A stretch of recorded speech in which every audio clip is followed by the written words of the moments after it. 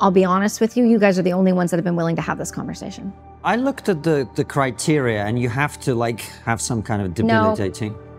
No. I qualify to call up and use MAID today, right now. All I have to prove is that it's so distressing that I cannot live this way. But that could apply to almost anything. Groups of teenagers that were making a suicide pact that once this went into law, they were all going to walk in together. We paralyze you first, your lungs fill with fluid 2 times the amount, and you drown to death, and it's a death by waterboarding or akin to drowning. Kelsey, welcome back to the show. It's so good to have you. The first interview we did absolutely crushed. We talked about war and combat and mental health and all sorts of things.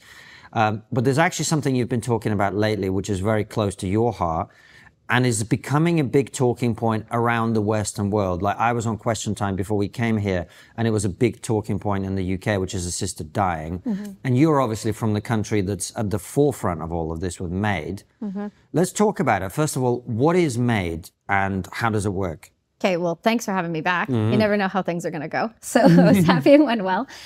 So MAID is medical assistance in dying, but let's call it what it is. It's eugenics. It's not MAID, it's eugenics. And the reason I say that so emphatically is because the statistic around who is using medical assistance in dying versus who is being euthanized are radically different. So the difference is the doctor who does MAID is going to say, Constantine Francis, here's your drug. You have to take it. You can take it at home. You can take it with a doctor. You can take it with a nurse practitioner, but you're ingesting the drugs, okay? So these are the lethal injection drugs. These are the poisons you're going to put into your body. They're going to burn your mouth. They're going to burn your esophagus. And believe it or not, it's not a painless death. Or, which is being... yes, and so what it is that this is medical assistance in dying. This is your drug. What Canada is doing, the rest of the globe is actually doing, is this. Going, hi, I'm your doctor. You're sad. You're depressed. You're homeless. You're an addict. You're struggling. Give me your arm. I'll kill you. We're killing people. We're euthanizing people. And we're euthanizing people at a pace that matches the eugenics in the 1930s going into 41 to 45. Well, hold on. I looked at the criteria, and you have to like have some kind of debilitating. No. That is a false lie that the dying with dignity death cult has propagated across the globe with their $8 million and their lobbying arm of the Liberal government. They have been around and had been admitting since 1994 in Senate that they've been killing people illegally. Period, full stop, end of conversation. Let's go back and talk about what this really is. This is a movement to remove the vulnerable, disabled, liabilities, burdens on society. Full stop. That's what this is. This is not compassion and care, dying with dignity or empathy. This is let's remove the problems from society. So this is what it looks like. 2016, Canada decided with the Carter versus Canada case, they were going to challenge, there was a woman in British Columbia who was going to challenge the system to say, I want the right to die. Okay, cool. Well, then go kill yourself. Okay, go kill yourself. If that's what you want, that's fine. But when you start to lobby government, you start to change what happens and when the government gets involved with your life. So the reason this is a problem, and Liz Carr from the UK, she did a BBC documentary called Better Off Dead. I got to participate in it and meet her. And she said, Kelsey, I want you to understand why you can't even have a law at all. Because once the law is in place, you don't get to decide what's amended and what walks through it. And this is where we're at now. So 2016, Carter versus Canada happens. They win the case. All that it means is that it changed the criminal code to say that all doctors and nurse practitioners that participate are not liable for murder or homicide. That's all that happened, okay? And this was for track 1 only. Track 1 is specifically designed for the terminally ill, okay? That's it. Terminally ill, you have to have a foreseeable death. That's how like the wording is written. After that, in 2021, they had, again, people like Dying with Dignity lobbied the government again. Now here's your slippery slope. And they said, we're going to introduce track 2. Track 2 is for non-foreseeable death. This is where it gets nasty. So I qualify, by the way. I qualify to call up and use MAID today, right now. Track 2. Why? Because of post-traumatic stress disorder, hearing loss, major depressive disorder, and a traumatic brain injury. Why would that make you qualify, though? Because it is considered grievous and irremediable condition. All I have to prove is that it's so distressing that I cannot live this way. Okay? So that could apply to almost anything. Like, he's getting it now. right. Yeah. So the fact that you have some kind of condition that makes your life uncomfortable and can't be changed, that would apply to lots of things. Obesity, for example. Right? Diabetes, fragility, Right. homelessness, addicts. But is that really happening, Kelsey? Yes, it's happening in Canada. Quebec right now has the largest death count in the world. The province of Quebec, based on stats, based on their population density, has over 7.3% of its population last year were killed with euthanasia. 7.3%. Of the Quebec population was killed with euthanasia. Do you see why I've been screaming for 2 years? With all respect, I find it hard to believe. Would you like me to show you the stats after? Well, I'm sure you're right. We will check. No, obviously. for sure. Please do. Yeah, please do. So 7.3% of the population. of Quebec's population in that province. Right. So I think it was roughly over 4,800 deaths last year alone in that province, not the country, that province. Yeah, yeah. And do you have some kind of idea of how that breaks down in terms of the types of causes? I do have the data and I can get it for you, but it does break down provincially. So every year you get a MAID death review per province, okay? And it breaks down whether it's cancer and the type of cancer, but here's where it gets tricky, and this is where they've skated the system. So going back a little bit, and we'll get to that, going back a little bit, what has happened is when you did track 2, that can include people who are not, foreseeable death, right? So again, this opens the door to the mentally ill, to those that are homeless, addicts, yada, yada, yada, yada. But it was supposed to legalize in March of 24 of this year, where it was supposed to include for mental illness only. So we just had this conversation right before. So let's put a pin in that. What do we mean by mental illness? Are we talking about schizophrenia? No, depression, schizophrenia, bipolar 2. We just had a lady, her death was scheduled last week. We got it stopped because she had bipolar 2 cycling, and she did not qualify, but she was going to be mated because she was offered euthanasia after the first Zoom call with Dr. Ellen Weeb in Vancouver after she doctor shopped because she could not get qualified in her province. Right. So she could have been having a manic episode. She was. So she was having a manic episode, and so she's not in a fit state of mind to agree to anything. With multiple suicide attempts as well and hospitalizations on her record. These doctors do not check the medical records, by the way. They do not have to. They are not liable to. All that it states in the criminal code is that they have to say this. I was of the opinion that the patient had an irremediable or grievous condition. That's all they have to say. After that, they are completely legal and allowed to then euthanize. But that's horrifying, because that's not what the Hippocratic Oath is: do no harm. That's in direct contravention of that. Well, we're making our healthcare practitioners executioners, and we don't think about the morality, and I've been thinking about this a lot, the morality around what we are asking people who have gone into a system to help and heal. We are now turning them into murderers and killers and people who are advocating for suicide when people are vulnerable. For example, we had a girl in British Columbia last year, June of 2023, walked into Vancouver hospital. She was suicidal. She was concerned for her own safety. She walked herself in, which is by the way, the right thing to do. She was met by the doctors who told her she couldn't see a psychiatrist for 6 months. Okay, 6 months, there was no beds available, no psychiatry. And then she was then sat down while the nurse put her hand on her knee and said, "Have you heard of MAID?" To a vulnerable person who just expressed that she was suicidal, the nurse then offered her to explain to her what medical assistance in dying was. This is like taking So it's like, you want to kill yourself, we'll help you. 1,000%. Simon's department store, for example, a couple of years ago, I started squawking about this online. Simon's department store from Quebec, they're just like a clothing home sort of deal. And they decided they were going to run an ad, okay? Did you guys hear about this ad ever? No. Oh, it was wild. I know it's so depressing. I apologize. So what they did is they had this lady who, by the way, only was choosing MAID because she couldn't get healthcare in Canada. That was it. Couldn't get healthcare, couldn't get access to treatment. She was in so much pain. They did an ad of her on the beach with cliffs behind her, with bubbles floating in the air, talking about how she was going to cross the Rainbow Bridge and it was going to be beautiful and gorgeous and peaceful. A department store was soft launching with other vulnerable people and young adolescents watching that commercial on TV. Euthanasia. It's the slow drip. It's the frog in the boiling pot.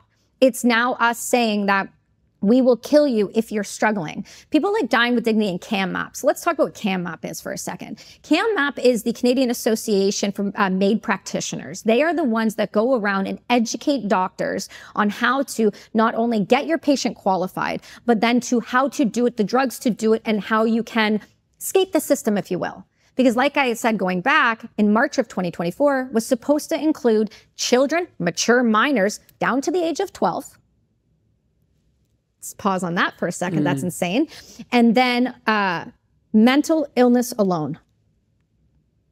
Mental illness or mental health?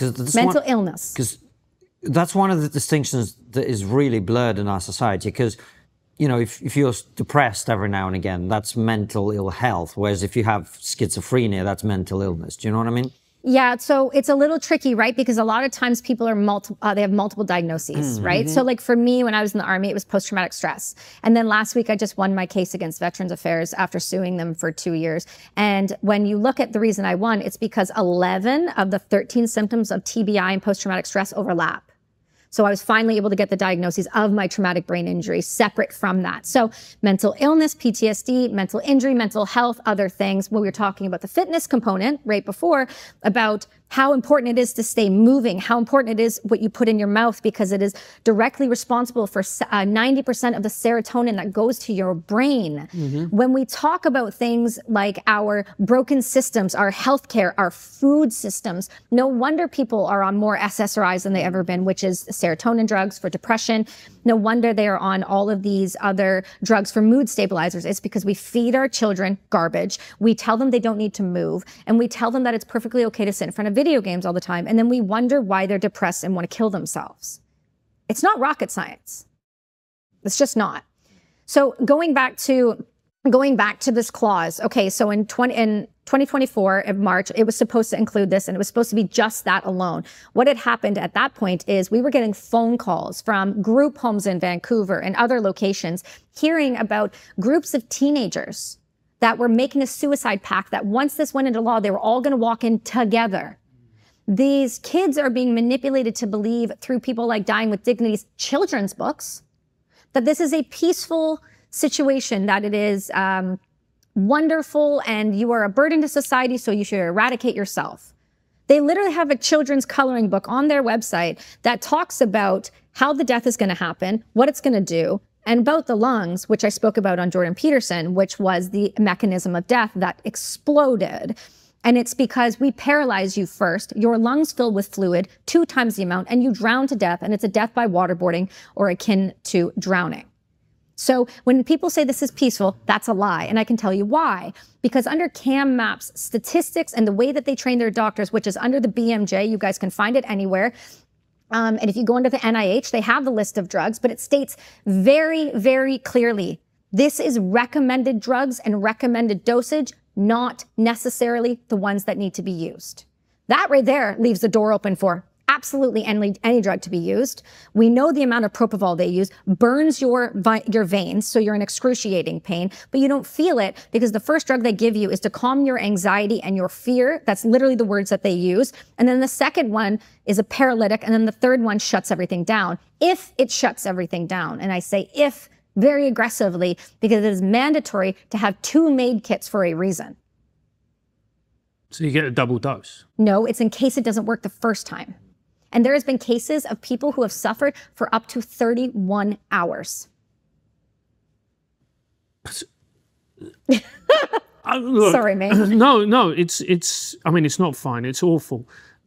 Kids, how can you justify euthanizing kids? Well, Quebec is including infanticide for children up to the age of 1 now. What? That's what they have there. So the healthcare director, what is it called? It is the physician, the college physicians. I'm not going to say the name of the individual. They have lobbied and stated that they would like to have the right for infanticide for children up to the age of 1 or children that are born with such a debilitating debilitating issue that they then can qualify for medical assistance in dying. So what do they classify as a debilitating issue? Well, they seem to think things like Down syndrome are, or what was the other one that I just read? Spina bifida. Somebody just qualified for spina bifida. We also have individuals qualifying for hearing loss, people who are blind. We have individuals. Wait, hold on. So if you have a blind baby, you can have them euthanized? They are saying that is that issue going to be an irremediable, grievous condition for that child to grow up in? So if you feel that your child is blind or deaf and therefore is likely to suffer, you can have them killed. Quebec is discussing this as their new, this is the College of Physicians. So this isn't approved yet? Well, so here's the thing. When you say, is it approved? This is where I get a little cranky about it, because it's not approved to kill people with mental illness, yet we're doing it. And the way they skate the system, and you can look at under BC stats, under the healthcare report last year, under MAID, is the first thing they state is that what is the main issue, right? So here's my example. Constantine, I'm really struggling. I'm really depressed. Okay, but we can't kill you till 2027 because of the mental illness. So let's look at what else is going on. Well, I have to have knee surgery and I'm a runner and I can't run right now. Oh, is that very distressing for you? Yes, I can't live without running. Well, that's your first line item, right? So that's irremediable for me. I need to move. I can't. What's your comorbidity? Underneath, it'll say other. And under British Columbia, it'll say 90%. And when you look up what the definition of other is, depression, fibromyalgia, fragility, diabetes. But hang on a second. Most people in their life will suffer a severe depressive episode because life is brutal, it's hard, and horrible things happen. Right. You can't just, because somebody's having a severe depressive episode, you can't just go, maybe think about killing yourself. But they are doing that. So why can you say that you can't? Because they are, and they have been for years, and nobody wants to talk about it. They are, and they have. And I have records of people, for example, last night and all last week and the week before that, because I have this merry band of weirdos that we hang out with that are not accepting this anymore. Because every person I surround myself with now, mother has been killed illegally with MAID, like Alicia Duncan. Dr. Christopher Lyon, who's at York University, father was killed with MAID. We have WV and MV, he's currently fighting to keep his autistic daughter from getting killed by MAID in Alberta right now. It's insane. And then we get a phone call, and I mean a cold call, because they found me from Jordan Peterson. So thank you for that, because now a woman is alive because of that show. Genuinely. So we're going to talk about it. It blew up in the media this week. That's why I asked you if you had heard about it. I can't say the names of the people. Obviously, the court case, I can't. This father called my friend Alicia Duncan, whose mother was killed, and said, my wife has akathisia, like Jordan did. She had bipolar cycling 2. She was on barbiturates and other medications. She's tried to wean off. It has not gone well. We found out she went behind her back and she applied for she doctor shopped and applied for MAID outside of the province because she could not get qualified in our province. Okay. There was 2 Zoom calls. She was approved on the first 60-minute Zoom call with no medical records, with no discussion with her doctors, with no discussion with friends or family, or no discussion to even prove that she had that issue, which, by the way, she has a history of mental health problems. So she got approved. They were flying out last week to British Columbia to Willow Reproductive Health in Vancouver with Ellen Wiebe, and Ellen was supposed to execute her at 7 p.m. on Sunday last week, okay? We got a hold of the family and provided everything we could, and they got an emergency in the 11th hour for the first time in British Columbia, an injunction put in for 30 days to protect this woman from herself. This only happened because people are talking now that this is wrong. The reason Ellen Wiebe needs to be investigated immediately, is because as of 2022, and this was in the National Post as well as several other, including Liz Carr's documentary, up to March of 2022, she had killed over 400 people alone. She has stopped saying the number since. That's 2 years ago. She does abortions by day and does MAIDs by night. She's even picked her own patients up at the airport brought them, which is completely unprofessional, brought them to her place in Vancouver, sat them on her couch and killed her herself. And if you can't find a second assessor, she'll find it for you. And she'll do it in 24 hours. Okay. What you're saying is it's horrific. It's awful. Let me just talk about this, like the other side of this argument. What do we do with people who are profoundly mentally unwell, who have tried to kill themselves time and time again? And let's be honest about it, they will. And there have always been those people exist. They live in a state of profound mental suffering. There are people out there who are going to go, isn't it better that they have made than they go and try and hang themselves? Tell me why. No, because I'm one of those people. Because for a decade of my life, I wanted to kill myself. I planned it. I tried it. I've done all of that. I was told I would never heal from anything that ever happened to me ever at 19 years old. So no, hard stop, no. Every life has value. We have done this conversation in our society where we have begun to devalue humans at a rate and a pace that I cannot wrap my brain around. We have told people that they are not worthy of life, that they are not worthy of living, they're not worthy of working on, that they are not worthy of getting better. Because it is a healthcare burden on the system, because we bring in too many damn people in Canada. We can't see doctors for 24 months. The only reason I got to see a doctor about my knee is because I called my mentor, who called a professional sports team, who called another professional sports team. It's the only reason. Otherwise, I was on a 24-month wait list. We have a broken system, and MAID is a symptom of a sick society and nothing more than that. It is no different than the way that the Nazis went around from 41 to 45, convincing parents and World War I shell shock, post-traumatic stress victims that they should be handed over to the state and euthanized because it was easier to deal with. Because how dare they have to struggle in life? Part of the reason why people who are able to come out of depressive states and injuries and ailments is not because they had some magic support system. It's because they had a will to live. And when you take the will to live off the table, people will start dying and saying, what's the point? What's the point? Why should I try? I have major depressive disorder. I have post-traumatic stress disorder. I have treatment-resistant depression. I am one of the very few in Canada that has access to special access program for scheduled drugs that are not on the system yet, like psilocybin. One of the reasons why we should never, ever tell anybody that they need to quit is one of the main reasons is we have treatment solutions. We have them. I'm not talking about pharmaceutical intervention. I'm talking about just like the conversation we just had about Peter Attia. Move your body, eat right, get some sleep, turn the fucking news off because it's depressing and it's literally killing you because you are the sum of the five sounds, people, anything around you. Anything that goes in and in and in, it will drastically affect this. We have no communities. We have lack of purpose. We have lack of drive. We have lack of want to do anything in their lives. I am not a person I ever thought would be depressed. But there were several times where I lied in bed for weeks. Does that mean I deserve to die because life was hard? No, I went through something hard. So you have the right team, you have the right people, you have the right community, you have other healing modalities. For example, this is another reason. I was in Parliament this weekend speaking on behalf of PsyCan. These are the legal regulators of psychedelics in Canada.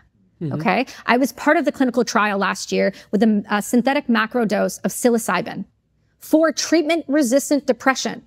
Before the government and Health Canada would give me access to mushrooms, they wanted me to do electroshock therapy. Wow. That was their answer, and I have it in writing. And I did it at a press conference and spoke about it this week. Canada's solution to depression is SSRIs, electroshock therapy, and if that doesn't work, how about MAID? I mean, that's awful. They would go from SSRIs, yes, where, let's be fair, the data is murky at best when it comes to their effectiveness. Yes. And if that doesn't work, you go to electroshock therapy? Yeah, they said, so I literally have documents to prove this, because all you have to show for a treatment resistant is that I've tried all the healing modalities, which I had, all of them. And then I wanted access to regulated psilocybin. Let's be honest, I was going to go get it without him anyway, but I wanted to do it legally. And the first phone call I got was, okay, Kelsey, I know what the answer is going to be on this, but I need to hear you say the words. Health Canada wants you to try electroshock therapy. And I said, well, are they aware I have a traumatic brain injury? And they said, yes. And their answer was, that's okay. She'll be unconscious. So if she throws an epileptic fit, we can control it. Okay. There are a lot of people who are listening to this who think electroshock therapy is from 1910, 1920. Yes. Let's talk about what that means and the impacts of it and the side effects and why they do it. Well, I'm not a doctor, so I can give you what I know. Yes, absolutely. As a coach and a podcaster and a mom and all of that. So electroshock therapy is where they put you under, they put a mouth guard on your mouth, they grab 2 electrodes and they put them on your temples and they shock your brain. And they can't control what parts die. They can't control what parts get affected. But that's what happens. And so part of the problem is when we are treating people with subpar medicine, when we have access to the greatest medicine there is, i.e. plant medicine, MDMA, we've seen the clinical trials coming out with psilocybin and MDMA. It's just unbelievable. And anecdotally, I have been in circles with ayahuasca with grown men who I have seen do a 180 on depressive states and want to be part of their families and their lives. I have seen people go into remission with post-traumatic stress because of plant medicine. Mm-hmm. There is no reason at all we should be offering MAID ever. So why is it happening? It's a cost-saving measure. It's a massive, massive burden on society when you have a lot of people that are sick, a lot of people that are unwell, and you have a lot of individuals right now, because they target veterans first, and we'll get into that, you have a lot of people that cost the government a lot of money, and we got to send that money to Ukraine. Don't you know that? That Canada has just, committed one of the Nazis in government has just admitted, what's her name, Christina Freeland? Just admitted and just said we're going to give another, a few $100 million per year over to another government when we have the highest opioid epidemic in North America on the east side of Vancouver. We don't want to address that because we decrim there. That makes us money. And then in 2021, just by not providing palliative care and by doing euthanasia instead, they saved $86.9 million in 1 year. So if you look at the stats, so when I was on Pierce Morgan last year, the one thing that caught people's attention was the numbers. So let's just say the numbers. 2021, it was 10,000. 2022 was 13,000. 2024 is 15,241. We have a massive escalation ever since Track 2 has kicked into gear. Okay? Let's just put that into perspective. In that same time frame, California, with the same amount of individuals as Canada, has only euthanized 841 people because it was made there. It was me giving you the drug and you taking said drug. Because people don't want to die, man. Because if they did, they would actually go do the thing. Mm-hmm. They don't want to die. It's a scream for help. It's a please help me, fix me. Something's wrong. I don't know what to do and I don't have the resources. But instead we go, okay, well, if you don't want to do it, here's how we'll do it. Well, you're not track 1, so we can't do it within 24 hours, but you're track 2. So how do we get you to track 1 so we can make it happen faster? Well, we can't advise suicide, but you know what we can advise? Like Stephanie Green does. Oh, stop eating and drinking. Stop eating and drinking. If you stop eating and drinking, guess what happens? Boop, you move to track 1. You can be killed in 24 hours. So it's a cost-saving measure. Massive cost-saving measure. I also think there's a more sinister side behind it. When you look at things like Dr. Christopher Lyon's paper that was just published, he's from Canada. He works at York University. And he just did this incredible paper called On Healthcare Serial Killers. That's a real thing, man. Because the way that Canada works, ready for this? MAID and euthanasia is a self-reporting system with no safeguards. Meaning, Constantine, you're a nurse. You go to a bunch of hospitals, you qualify people for euthanasia, and you do it, okay? Say you do a lot of them. Say you do too many of them. I don't know, Ellen Wiebe, for example. And then you go, I'm going to go work somewhere else. They don't get to see any of that. They don't get to know about that. It's a self-reporting system. So it's also a self-reporting system when you provide the documents to the coroner's office report, which means when we look at the stats and we go, this many people have been euthanized, but this many MAID kits have been prescribed. Why are the numbers off, guys? Why are they off by a lot? So many, actually. And then you look at the United States, 10 states in one jurisdiction.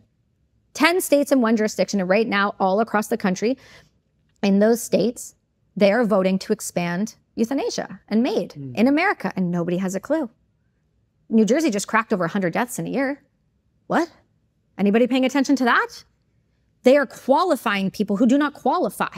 And they are doing it at a pace that is terrifying. And that's why when you look at things like healthcare serial killers, that's a real reality. We're here now. We're super here. And so it's cost saving. You also have a percentage of the population that are genuine psychopaths. I'm not using that word to be facetious. I'm using it in the genuine, like a narcissistic psychopaths. You've got the people who don't want to see people suffer. So it's like the mercy killing, right? It's like oh, this baby was suffering, so we'll just use that. So or the grandma or the grandpa. But then you have the people like us who are in our age group who are going through hard things, who are just really, really depressed. So we find other comorbidities to make sure they qualify. And if you don't qualify, well, just stop eating or drinking.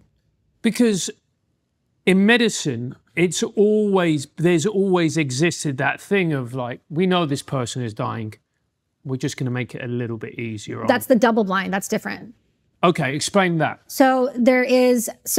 Joel Zivit was the testimony I gave on Peterson, and he's the anesthesiologist from Emory State University. He's also Canadian, but he's also the head of the critical care over there, and he's one of the best anesthesiologists you've got. He's the one that discovered with the Freedom of Information Act, with the NPR, he discovered the largest autopsy report and was the one that discovered the heavy lungs and what it was doing to the lungs. You go into a pulmonary edemic state and you drown in your own fluids. And that's why patients and individuals would say, I heard grandma gargling. Grandma was drowning in her own body with a paralytic, so she looked peaceful. So you just watched essentially waterboarding. So enjoy that for the rest of your life. So we are doing these things to people and we are justifying it in a way that is insane. And so when we say that, say what you want, repeat what you wanted me to say there. The question you had. So doctors helping people. Yeah, so the double blind. So sorry, Joel was saying to me, look, the double blind works like this. Somebody comes in, I see that they are suffering. Yeah. They are terminally ill, they're going to pass. He goes, I have to see that the individual is uncomfortable, right? And at a certain point, their lungs and their heart rate are going to be this. And in order for me to keep them comfortable, I'm going to have to increase the medication. He has to then have the conversation with the family that if I increase this medication, the chances of this happening and their heart rate slowing and all of that go down, which means, and then the heart will probably stop. And this is the conversation I had with Peter Attia's wife, right? Why can't we just use potassium chloride? Why can't we just stop the heart? Why do we have to use all of these other drugs that burn the system and do these things? Why? This is ridiculous. Well, it makes people a lot of money, like Pfizer. So when you do the double blind, there's just the conversation that happens. That's not MAID or euthanasia. That's I'm providing pain relief, which at some point will then lower the blood pressure and stop that. That's a different thing than euthanasia and MAID. Euthanasia is, okay, here's my scheduled time. I'm going to go walk into the office. I'm going to sit in the chair. You're going to hook my IV up and you're going to push the drugs. Wow. So what do we do with those people, for instance, like my comedy hero, Robin Williams, who was diagnosed with Lewy body dementia, an awful, terrible illness. People who have been diagnosed with Alzheimer's, who know that they are going to fade away until they become an unrecognizable version of themselves, who is going to be dependent on their family and a drain on their family, and will say, and I completely understand this, I don't want to go out like that. The moment I stop being me, that's it. I'm done. I'm tapping out. What do we do with people like that? Better palliative care. Palliative care has to increase. The governments do not fund palliative care. If anything, they actually shut them down. Delta Hospice Society in British Columbia was forced out by the government because they refused to do MAID in their facility. They wanted you to be able to die a natural death. The government does not provide funding for palliative care. Furthermore, people like Dying with Dignity have now lobbied in the government for all the individuals who have the Catholic institutions that have religious exemption. They're lobbying to remove that. There is no place in Canada where you will not be euthanized. Palliative care is a 50-year medical science that keeps people comfortable and keeps them in a state where they can live out their natural life and death. Well, that's a very idealized version of palliative care. It's not necessarily available for everybody. Some people have pain that cannot be controlled medically. Some people, as Francis says, are not really themselves anymore. I'll be honest with you, I can envisage circumstances in which I would want that option to be available to me. I can envisage circumstances in which I would want that option to be available to people that I love.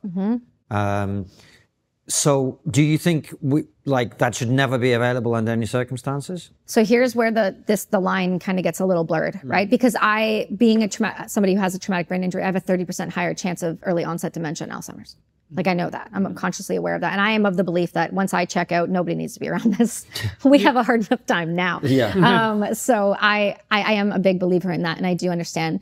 The mechanism of death is horrific and we are doing it wrong. Let's start with that. Sure. We're drowning people to death in their own fluids while their loved ones watch and think it's peaceful. That's not acceptable behavior in any way, shape, or form. We don't even do that to our dogs. And then you come into the morality issue around this, right? What do we do for these individuals? Well,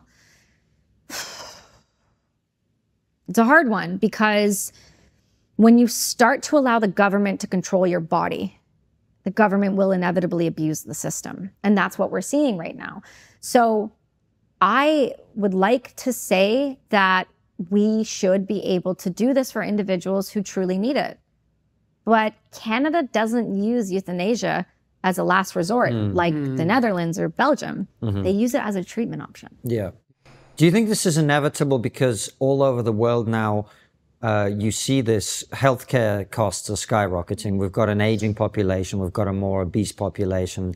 There's all sorts of other things going on. The longer people live, basically, you end up in a position where you have older people who in their last few years of their life, the healthcare costs are like 10 times what they were their entire life before that. And also economically, the situation is countries are in massive levels of debt. In the UK, the healthcare system is not coping. No. It's just not coping, right? Yeah. Likewise, I think in Canada too. Very similar, yeah. Do you think this is why this stuff is actually really happening? It's like we just can't afford to look after people. Is the mindset of government? I think it's a portion for sure. Of course, it's going to be. I think one of the answers to it, and this may seem like a very simplistic answer, but I think at the core of the issue is stop funding first. Am I wrong? You are, actually, yeah. Okay, so explain to me, because we're spending billions of dollars on ammunition, weapon systems to go other places. We're not looking after our own people, keeping our money in the country. We're not doing a damn thing about it, and then we're overtaxing people till it breaks them, because we're not killing. That's the thing in Canada. We're not killing people that need it. We're killing the homeless because they can't afford to live. We're killing the addicts because we're giving them the drugs and vending machines outside of Toronto Hospital with crack pipes in it. Sure, but that's a different issue. I think what I mean about war is simply this, that if Thomas Sowell has this great way of thinking about things, which is, it's kind of the bedrock of the conservative worldview, really, which is if you want to think about what's likely to happen in the future, you have to look at the past. Right. There has never been a time in human history where there hasn't been war. It's just an unavoidable reality of human existence, right? So when you say funding war, big states always are going to assert their interests around the world, and part of that is going to be muscular, right? It's going to be physical. The moment you stop doing that, other people who are prepared to do that will dominate the world. So you can't really escape. For sure. You know that, right? No, I understand that concept, but the concept, the idea around sending hundreds of billions of dollars outside of the country that's already in debt. I'm talking about Canada. I'm not talking about the United States. The United States is its own ball game. Canada follows that. It's coattails everywhere we go, like everywhere else. So I'm talking about Canada. I'm talking about foreign interference. I'm talking about taking money and putting it in other places we have no business being. We don't have people there. Why are we sending it there? We don't have any foreign interest there. Why are we sending it there? Well, it depends which conflict you're talking about. I mean, look. Well, that's my point. Well, we're funding everything. Well, I wouldn't go that far. I think if you look at the two big conflicts that are happening in the world now, Israel and Ukraine, if Canada wants to be part of Pax Americana, which it does, right? It's the same with Europeans. We had Nick Freitas on the show, and he talked about this. He was like, look, if you want to go and defend European interests in Eastern Europe, you need to stump up the cash. Right. Right? That's, to me, the issue. But ultimately, this is what actually Europe has done for a long time now, and Canada to some extent too, is like you operate under the American security umbrella. And if you want the security and the influence and the wealth and the power that comes with that, you're going to have to do stuff when it's necessary. It's unavoidable, right?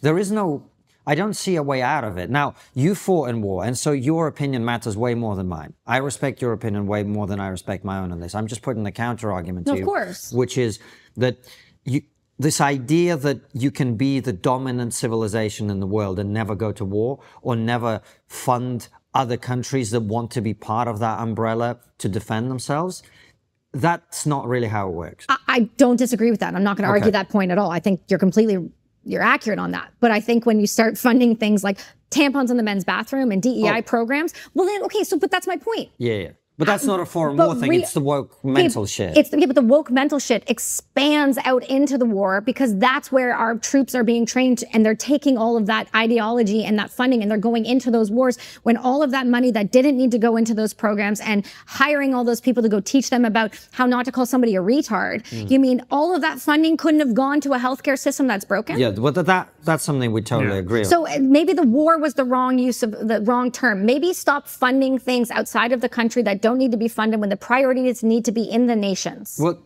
I think that is something that's very widely shared actually around the Western world, which is the idea that we seem to be prioritizing things other than the citizens of our own country. 1000%. So maybe that was a wrong choice of words on my part. But do you understand what I'm saying is we are funding things right now where even if we took 0.5% that we are allocating to weapon systems, to ammunition, which again, Canada has none of anyway, they're all completely gone. And there was a new documentary I was just in called Forsaken Warriors, where it breaks down the fall of the Canadian military. I highly encourage you watch it. It shows you where all of these funds are being allocated. For God's sakes, we just gave, somewhere around like $50 million to the Chinese. I mean, like, Canada's doing some really weird stuff where that $50 million could have gone to a palliative care facility. And I don't know, maybe not Maid House beside Toronto Hospital, which is only designated for euthanasia. Yeah. We're building facilities to only kill people in. Well, I don't know about Canada, but I hear the same argument being made here in the US, and I find it somewhat inaccurate. People go, well, we've got homeless people in the street, but we can afford to send money to Ukraine. And it's like, the homeless people in the street thing, it has nothing to do with money. It has literally zero to do with money, and it's all about ideology. It's about the fact that they decided to close all the mental hospitals down because they thought that this is liberation. Right. This is about freedom, right? People who can't exist on their own, living on the street and smoking fentanyl or whatever, that's freedom. Right. It's an ideological issue. Right. If we actually were prepared to deal with the reality of it, which is some people can't function without help, then you wouldn't have homeless people on the street. And it's not about money because they actually cost more money when they're on the street. If you look at the crime and the disorder and all of the things that happen when you have a society that increasingly feels like it's breaking down. Wealthy people leave. Entrepreneurs leave, they go to other places, and that state doesn't generate as much tax revenue. If you add all of that together, I think Joe had the mayor of Austin on the show a while back, and they talked about this. Like, the average homeless person costs the state like a ton of money every year. And my point being, a lot of these things that people like to pretend are a money issue, they do that because that's easier. It's not a money issue. It's a much worse issue. It's an ideology issue. And so we have that problem in Vancouver, right? I bet you do. So we emptied Riverview. We emptied all of the psych wards and we put them on the streets. Right. And then we decriminalized drugs. And that's why you have the East Side the way it is. And then people are self-medicating to try and cope with whatever is going on for them using these very hardcore drugs. As, by the way, a lot of people would in that situation. Wouldn't you if you had the reality that you were living in a tent on the East Side and the chances of you getting raped or murdered are pretty sky high? I mean, we have a funding allocation problem because our governments are overspending. That's for sure. And you can look at whether that's with the schooling system, with the military industrial complex, whether that's with the healthcare system. You can look across the board, but you can't tell me that the CEO of CBC getting a few $100,000 bonus per year is justified. We are doing things where we can say, well, we can send money. We can say, no. The fact of the matter is we're spending money on things that are not helping anybody, are just lining pockets of individuals who have no business having that type of money when the system is breaking down anyway. And then we're going, oh, but we need you to donate because we need you to go help this person because they're an addict or they're homeless. No, dude, you have the money. You have it. You're not allocating it. And I'll tell you right now, I just sat in government this week having this exact conversation. And it was very weird being in a Liberal Party room. It was very strange for me. I can't say I was even allowed in. But I sat down and we said, we want to bring this bill forward to force Veterans Affairs to pay for psychedelic assisted therapy for veterans, because we see how much it's healing people. And when you heal people that have actually been trained on how to uplift themselves, to be better entrepreneurs, to help society in general, we should be putting into that. And their response was, well, you can put the bill forward. It's got to be read 5 times. And once it's read, and in the first time, if it's not shut down, then you move to the second round and it's a lottery. They said maybe a year and a half. I said, okay, well, I said, to be transparent with you, I'm going to give you a stat right now that probably will mean nothing to you. But with the 44 a day of people killing themselves in America or dying by suicide, whichever one you want to say, that's 16,000 more people, fathers and mothers, that will not be here to look after their children because they took their own lives because you wouldn't let them get access to a mushroom. So you can't sit there and say that the solutions are necessarily, I get it, you can't just say that's a money allocation issue, but it definitely goes a little bit deeper to why are we so okay with funding high doses of pharmaceutical intervention for veterans to be vending machines for pharmaceutical companies to be making ungodly amounts of money, but we're not willing to give them access to psilocybin? I'll tell you why. This thing fixes you. This thing keeps you dependent. So there are ways to fix the society so that euthanasia doesn't even have to be an option, at least for the people that don't need it, for the mentally ill, children down to the age of 12, infanticide for we should never be telling somebody you're deaf, life's gonna suck. I wear 2 hearing aids. You'll be fine. There's school for deaf. There's school for blind. There are children who are autistic that are thriving. There are children who have Down syndrome that are killing it. Why are we telling people that they should die instead of live? Canada is so quick, and I mean quick, to say to you, just die. It is literally a treatment solution in Canada, whereas, like I said, the Netherlands, Belgium, it is a last resort. You have to prove that you have tried everything. But the other thing that we have to look at is, if we are telling people to just quit, then what's the point of science? What's the point of trying to further medical care and science? Why should we be getting more care for cancers? Why? We're just going to maid you anyway. Do you get my point? What's the research? Because we're going to tell you to quit. So what's the point of putting into research? What's the point? I don't understand. How much of this is to do with ideology, Kelsey? Oh, of course it's to do with ideology. When you have individuals who hate their own lives, who are sick, overweight, and unhealthy with no children, and they just are not happy with the world, and then you put them in places of power who educate other doctors on what they should be telling their somewhat healthy patients, of course it's ideology, because these are the same people that say that if I call you the wrong pronoun with the new Bill 63, I should be going to prison for life. These are the same people that say that me sitting on this show right now and the things that I've just said are hate speech. So we have to look at it from ideology, morality, from the financial burden on the system. We have to look at the whole encompassing issue. And what I can tell you is that having been dropped into this because Veterans Affairs started offering euthanasia when people were asking for help, is that the system is broken to the point in which we have individuals who are very unwell making the calls. And when you put people in places of power who are uneducated, who are mentally unwell themselves, who are unhappy with their own lives, you get, like we talked about this before, you get the trickle-down effect. This ideology of death over a life is something I refuse to accept, because my son will be 12 in a few years. And if he walks into a hospital in British Columbia or anywhere else in Canada and says, I would like to die, I will then have to spend my entire life savings plus more and fundraise to keep him out of the hands of people like Ellen Wiebe.